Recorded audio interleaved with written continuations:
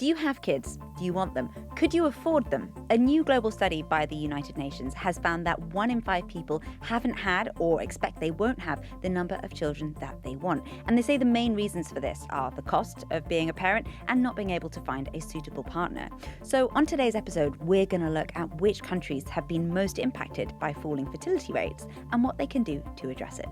I'm Hannah Gelbart, and this is What in the World from the BBC World Service.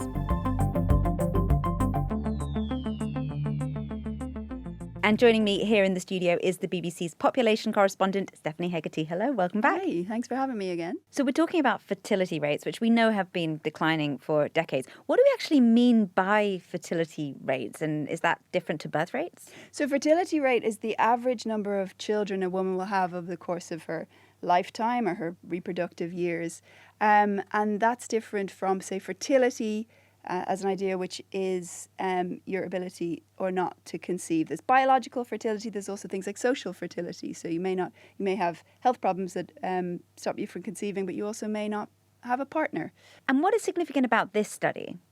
This is about fertility intentions, right? So it's the number of children that people say they want to have, and whether they think that they will achieve that or whether if they're older they have already achieved that. And it's about the gap. The findings here are about the gap there, people just not having the number of kids that they want. So as part of this report, the UN Population Fund surveyed 14,000 people in 14 different countries. And these were a mix of low to high income countries and countries with low fertility and high fertility, like South Korea has one of the lowest fertility rates in the world, and Nigeria has one of the highest. And the findings were different. So, for example, in South Korea, they reported the highest number of people who found financial limitations were preventing them from having a child. And then on the other end of the scale was Sweden. Only 19% of people versus 58% in South Korea said financial limitations were stopping them. But there was a really interesting group of countries in the middle, which we haven't heard from much before when it comes to these fertility ideals.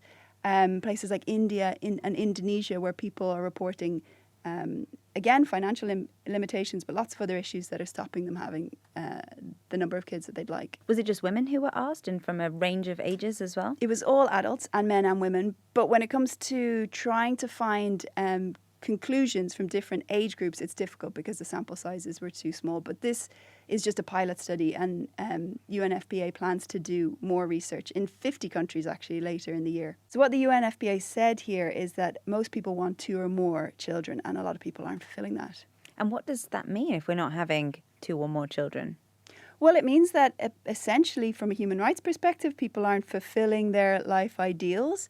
But from a wider societal perspective, it means that populations are going to start declining. So if on average a woman has less than 2.1 children, you can't have 0.1 of a child, but that's an average, then the population of that country will decline. It's a little bit higher in places where there's higher child mortality, and it's a little bit lower in places where there's immigration that offsets these declines. But in general, if every couple doesn't have 2.1 of their own children, the population will decline. And that's basically to replace, right? To replace the couple.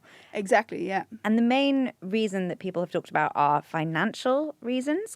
What are some of the other reasons people have given?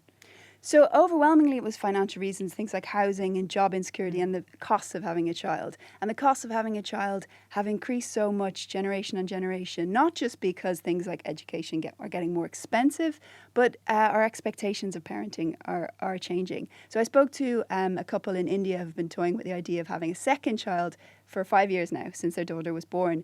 And they were saying that they just want to invest in her. And I was asking, well, did your parents make the same calculation when they had you and your siblings? And they said, no, it's very different. Their parents didn't invest in much in education. They didn't feel the pressure to send their daughter to swimming lessons or drawing lessons. What about being able to find the right person to have a family with? Yeah, this was interesting. So overall, it was 14% of people said this was a reason that they weren't having children that they wanted. And that was higher than infertility or difficulty conceiving, just a little bit higher, but I think really interesting that it was. It was just 14%, so compared to 39% who said it was who listed financial limitations, it was less, but still really interesting that that's a factor across all these countries. Are these drops in fertility rates due to the fact that women are waiting longer before they have their first child? So that is definitely a big factor. And there's two reasons. One is that when you have a big gap in generations, when one generation has children much later than the other, that's going to cause a drop in the fertility levels. But the other reason is that if people put off having their first child, they have their first at, say, 38, 39, it becomes less likely they're going to have a second or a third. And that's definitely a pattern that we see playing out. And it's something that, some of the case studies I spoke to for my reporting spoke about, that they can't afford to have a child now. They'll think about it in a couple of years, but maybe they won't be able to then. And what about health interventions like IVF? How widely available are they in the countries that were surveyed? The report spoke about this in detail in places like many African countries that don't have access to IVF, the most expensive fertility treatments, but also basic things like regular checkups, and antibiotics to stop infection. All of these things, when not treated, can lead to infertility. And there was a gynecologist and very eminent gynecologist in Nigeria said that infertility is the biggest reason that women across Africa visit the gynecologist. You could imagine the governments of different countries might be quite alarmed by this research. They're very, very keen on populations being stable or growing because of all of these economic reasons. And government policies on fertility rates have changed. They've kind of been swinging back and forth in many different countries. What are governments trying to do to address this? Well, in a way, they might be alarmed, but in a way, they could be relieved in seeing that people want to have more children. If you can just remove the barriers that are in the way, you could help people to have more children. The problem is the barriers are so deep and big, like housing. It's housing crisis is a very difficult thing to solve. The cost of education is difficult to tackle. Unemployment is a huge problem for governments to tackle. So in a way, this is a positive message in that if you could just sort out these problems, people will have children, rather than a much more difficult problem is people not wanting to have children at all. But that's the interesting thing about this report. The UNFPA has spent a lot of, over the years, since it was first set up, has focused a lot on the unmet need for contraception. So that means people who don't have access to contraception and are having more children than they want. And this is a bit of a shift in this report. But with that problem, there was a solution. Contraception, improve access to it, get it to people, they will use it, they want it. Whereas with this, it's much more difficult. The problems are much more complicated and deeply entrenched, really, and the kind of things that governments will want to sort out anyway. So there's no easy solutions here. Talk me through some of the things that governments in places like China and South Korea are trying to boost fertility rates, and is any of it working? Interestingly, this report said quite strongly that some things just aren't working, and one of those is baby bonuses. So that's upfront payments offered to couples to convince them to have a child. The research here is really mixed. Quite often it seems people who intended to have another kid anyway were just bringing that forward. These are also really expensive policies, so they cost governments a lot, but it's not clear that they're really boosting fertility rates. And another thing the UNFPA said is a problem here is restricting access to healthcare, and also any sort of coercive policies that they could create a backlash among people who ultimately see this as, a very personal choice. So people don't want the pressure. I mean, it's that age-old thing. You don't want your parents asking you, when are you going to have a kid? When are you going to get married? But this at the next level if it's coming from the government.